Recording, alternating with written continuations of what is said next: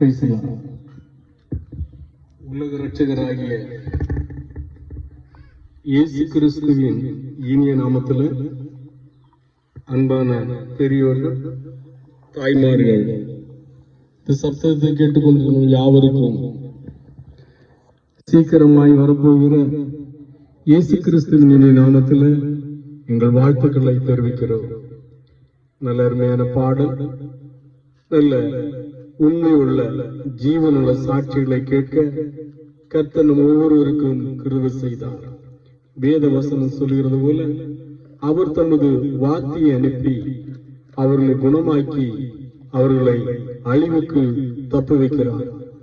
தேவ வார்த்தை கடந்து போகிற இடமெல்லாம் விடுதலையும் சுகமும் கிடைக்கும். கர்த்தர் அவர்களை அழிவுக்கு தப்பு வைப்பார். இன்றைக்கு மாலை வேளையிலே நீங்கள் தேவ வார்த்தையை கேட்பீர்களானால் உங்கள் வாழ்க்கையிலே ஆமேன் நீங்கள் குணமாக்கப்படுவீர்கள். குணமடைவது என்பது சரீரத்தில் மாத்திரமல்ல, உங்கள் உள்ளத்திலே ஆமேன் ஆத்மாவிலே நீங்கள் குணமாக்கப்படுவீர்கள். ஆம், இந்த மாலை வேளையிலே உங்கள் வாழ்க்கையிலே ஒரு விடுதலையை கர்த்தர் தரும்படியாய் விரும்புகிறார்.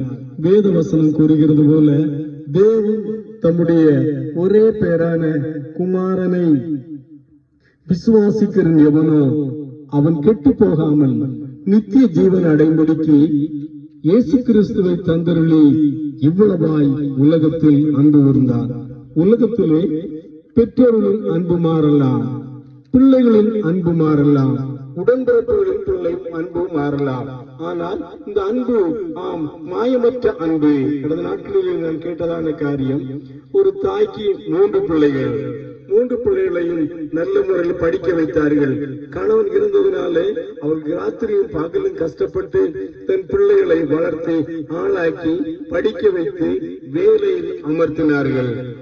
பிள்ளைகளுக்கு 3 பேருக்கும் 3 பெண் பிள்ளைகளுக்கும் 3 விதத்துல நல்ல அரசாங்க வேலையை பார்த்து நல்ல திருமண காரியங்களை செய்து வைத்தார்கள்.